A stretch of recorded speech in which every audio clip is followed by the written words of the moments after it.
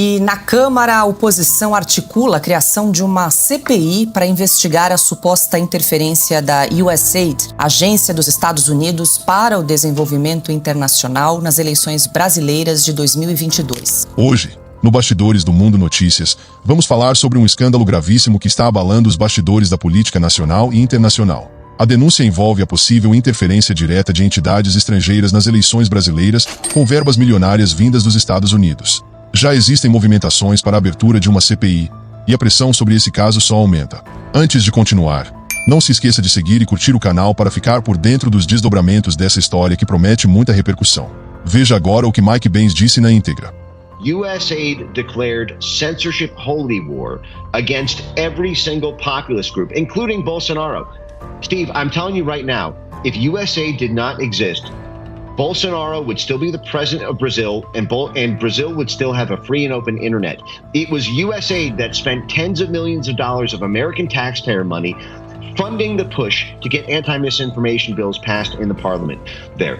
Funding the legal advocates who pushed the censorship court there, the TSE, to crack down on Bolsonaro tweets and WhatsApp and Telegram messages. They built a censorship octopus in Brazil, and it was built entirely on USAID because USAID declared Bolsonaro a populist, Trump of the tropics, and then set up this operation to control the information ecosystem there. One of the USAID grantees even said on a public call that the purpose was to eliminate the international exchange of ideas between the Trump movement and the Bolsonaro movement. That's what USAID does. They kill domestic populism because it gets in the way of their foreign policy goals. Depois dessas revelações impactantes feitas por Mike Benz, ex-agente do governo norte-americano, a questão ganhou ainda mais destaque aqui no Brasil. Parlamentares já estão pressionando por investigações, e a instauração de uma CPI está em pauta. Eduardo Bolsonaro, que acompanha de perto essas denúncias, trouxe informações relevantes sobre o caso e reforçou a necessidade de se apurar essa interferência estrangeira no cenário nacional. Veja agora a fala de Eduardo Bolsonaro na íntegra. A Folha de São Paulo voltou com os títulos de Sem Provas, igual disse o leitor, mas... E aqui no Sem Provas, né, talvez eles não consigam viver sem Bolsonaro, não relacionando com Sem Provas. Eduardo Bolsonaro acusa Sem Provas, ONGs e USAID de interferir em eleição e defende CPI.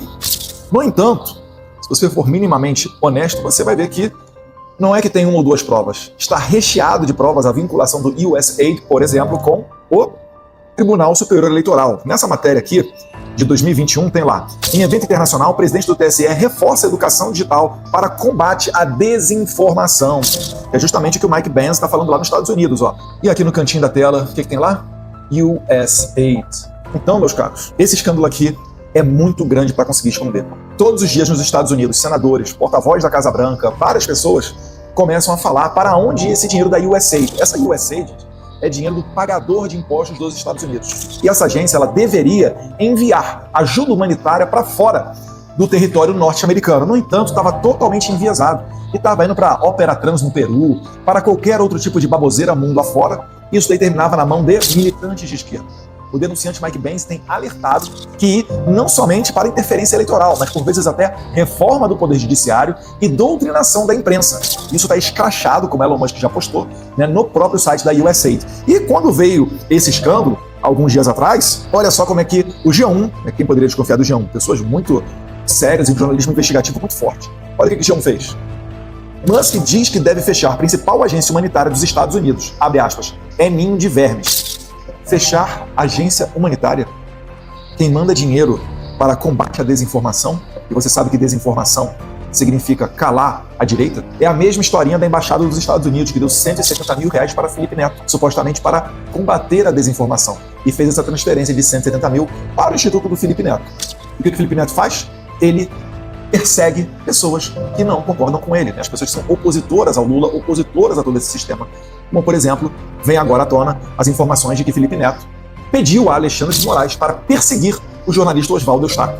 Oswaldo Eustáquio, que hoje encontra-se asilado na Espanha. Isso daqui mostra, mais uma vez, que você tem que ter muita preocupação com a fonte que você usa para se informar.